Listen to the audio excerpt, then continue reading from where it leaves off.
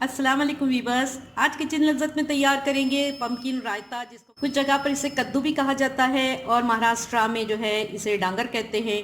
तो आज जो है इसको बनाने की विधि देखिए आप और इसके अज्जा को देखिए। वीडियो अगर पसंद आता है तो इसे सब्सक्राइब ज़रूर कीजिएगा और देखिए इसके मेथड की तरफ चलते हैं। हेल्दी पम्पकिन रायता बनाने के लिए हमने यहाँ पर 100 ग्राम पम्पकिन लिया है। इसको हमने अच्छी तरीके से इस पीलर से पील कर लिया और फिर इसके बाद जो है हमने इसे पीसेस में इस तरीके से काट लिया है। अब हम इसे बॉईल करेंगे और फिर इसके बाद जो है हम इसे हल्का सा मैश करेंगे। इसे पील करने के लिए इस पीलर का यूज़ किया गया है। ये अमेज़ॉन से लिया था हमने, बहुत ही ज़्यादा अच्छा है ये और बहुत अच्छा काम करता है। तो इसका डिस्क्रिप्शन बॉक्स में आप ज़रूर इसका जो है देखिएगा लिंक, और वहाँ से आप उसे इस्तेमाल कर सकते हैं मंगाकर। साथ ही हमने लिया है यहाँ पर 1 कप दही। इसको हमने अच्छी तरीके से, बहुत अच्छी तरीके से फेंट लिया है। साथ ही हमने यहाँ पर कुछ स्पाइसेस लिए हैं। इसमें भुना हुआ जीरा है पिसा हुआ, और कुछ हमने यहाँ पर मिर्च ली है। साथ ही हमने सॉल्ट लिया है जायके के मुताबिक। कुछ इसमें हर्ब भी जाएंगे। यहाँ पर हमने इसे कोरिएंडर लीव्स लिए हैं।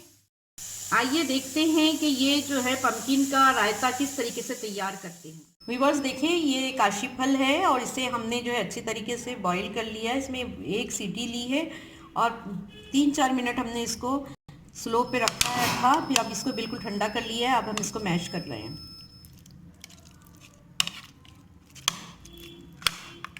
इसका बिल्कुल पेस्ट नहीं बनाना है, इसलिए हम जो है इसको इस तरह से कर रहे हैं, वरना हम इसका पेस्ट। अब इसमें हम सॉल्ट डालेंगे जायके के मुताबिक, पिसा हुआ धनिया, लाल मिर्च। अच्छी तरीके से जो है इसको हम मिक्स करेंगे स्पून की मदद से। व्यूअर्स, हमने इसमें पानी डाल दिया है क्योंकि हम इसे थोड़ा सा हल्का सा पतला रखना चाह रहे हैं। आप इसकी कंसिस्टेंसी देख के अपने हिसाब से करिएगा।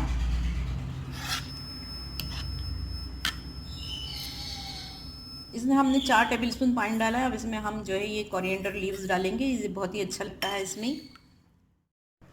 व्यूअर्स, काशी फल का ये बहुत ही ज़्यादा हेल्दी और डिलीशियस रायता बन के तैयार है। इसको इसी तरीके से बनाइए, अपने मेहमानों की ज़ियाफ़त कीजिए, बच्चों को खिलाइए और हमें दुआओं में याद रखें। अस्सलाम वालेकुम।